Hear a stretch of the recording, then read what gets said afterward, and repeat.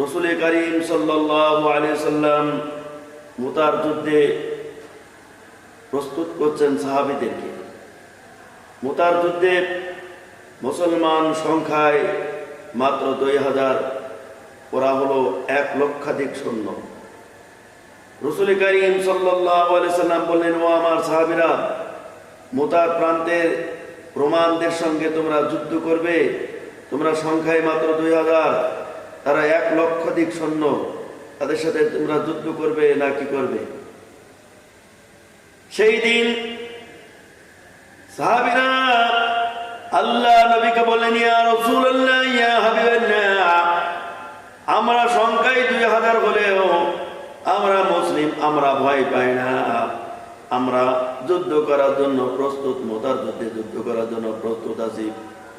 আল্লাহ নবী সেই দিন সেনাপতি ঘোষণা করলেন, আজকের এই যুদ্ধক্ষেত্রে সর্বপ্রথম আমি সেনাপতি নির্বাচন করলাম।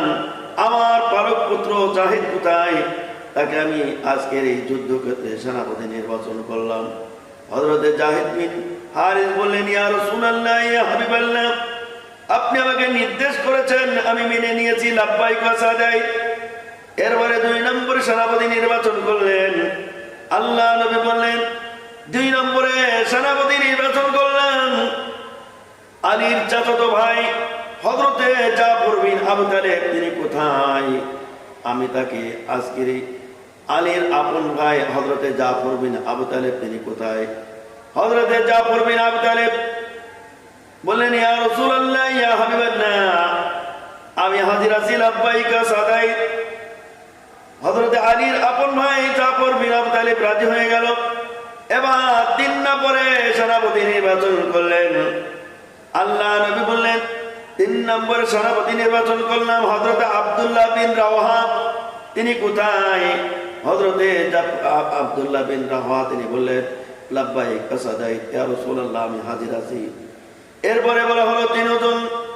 এরপরে যদি কারোর অতিরিক্ত সেনাপতির প্রয়োজন হয়, তোমরা সেনাপতি নির্বাচন করে নিবে। আর 3 জন সেনাপতি নির্বাচন করলাম, তোমরা প্রত্যেকে নিজ নিজ আপন বাড়িতে যাই বিদায় নিয়ে চলে আসো। হযরতে জাহিদ বিন হারিস বললেন, ইয়া রাসূলুল্লাহ, ইয়া হাবিবাল্লাহ, আমি কার কাছ থেকে বিদায় নিব? আমার তো বিদায় নেওয়ার জায়গা নাই। আপনি নির্দেশ করেছেন, আর আমি মেনে নিয়েছি। আমার মা আয়েশা ঘরের থেকে শুনেছে, যেহেতু আপনি আমাকে লালন পালন করেছেন, আপনি নির্দেশ করেছেন, আমি মেনে নিয়েছি। আর আমার আর কারোর কাছে বিদায় নেওয়ার প্রয়োজন নাই, আমি প্রস্তুত আছি। হযরতে জাফর বিন আবু তালেবকে বলল, যাও তুমি বিদায় নিয়ে আসো। বাড়ির ভিতরে গেলেন। তারপরে তার স্ত্রী বসে বসে কোরআন তেলাওয়াত করতেছিল। কোরআন শরীফ তেলাওয়াত অবস্থায় স্ত্রীকে বলে, বিবিরে, একটু কোরআন শরীফ তেলাওয়াত বন্ধ করো, তোমার সঙ্গে কিছু কথা আছে।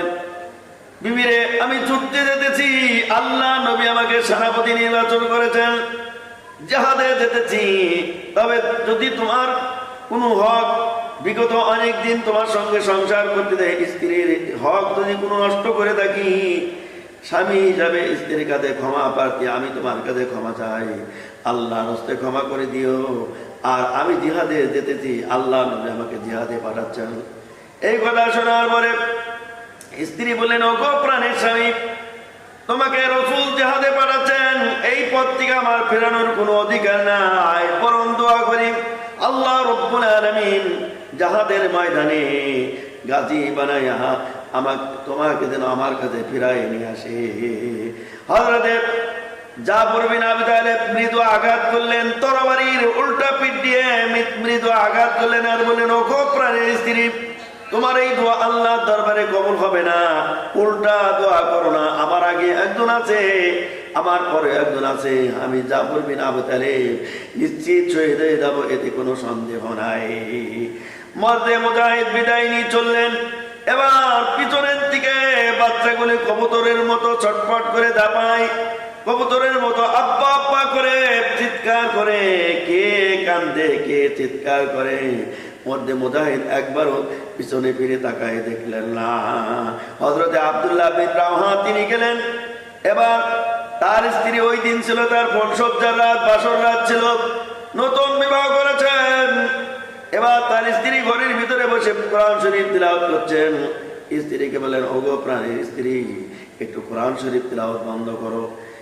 যেহেতু আমি জিহাদে যেতেছি, আল্লাহ নবী আমাকে জিহাদে পাঠাচ্ছেন, আমি আজকে তোমার ছিল পঞ্চসজ্জার রাত, বাসর রাত ছিল, স্ত্রী হিসাবে তোমার কোনো হক আদায় করতে পারলাম না, তোমার কোনো হক আমি আদায় করতে পারলাম না। আল্লাহর হস্তে তুমি আমাকে ক্ষমা করে দাও, আমি জিহাদে যেতেছি, আল্লাহ নবী আমাকে জিহাদে পাঠাচ্ছেন।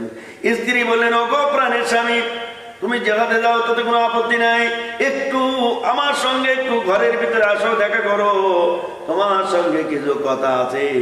বলে, আনা তোমার সঙ্গে দেখা করবো না, প্রেম নিবেদন বাড়বে, ভালোবাসা বাড়বে। বলে, আল্লাহর কসম, কোনো প্রেম নিবেদন করবো না, কোনো ভালোবাসা করবো না। বলে, তাহলে কেন দেখা করতে বলছো? তুমি ঘরের ভিতরে আসো এই জন্য, তুমি জানো আমি একজন সুন্দর, এই মদিনার ভিতরে সুন্দর একজন রমণী, আর আমিও জানি তুমি একজন মক্কা মদিনার ভিতরে সুন্দর সুপুরুষ, তোমার সাথে একটু দেখা করতে চাই।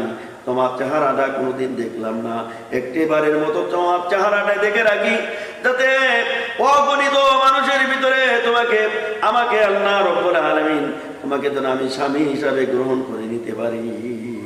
আল্লাহ নবীর সাহাবী হযরত আব্দুল্লাহ বিন রাওহা বললেন, ওগো প্রাণের স্ত্রী, যদি এই ইরাদা থাকে তাহলে আমার কোনো পরিচয় করা লাগবে না। সেই দিন তুমি ধৈর্য ধারণ করে যদি থাকতে পারো, আল্লাহ রাব্বুল আলামিন কিয়ামতের ময়দানে অগণিত মানুষের ভিতরে স্বামী স্ত্রী হিসাবে তোমার সঙ্গে আমার পরিচয় করে দিবেন।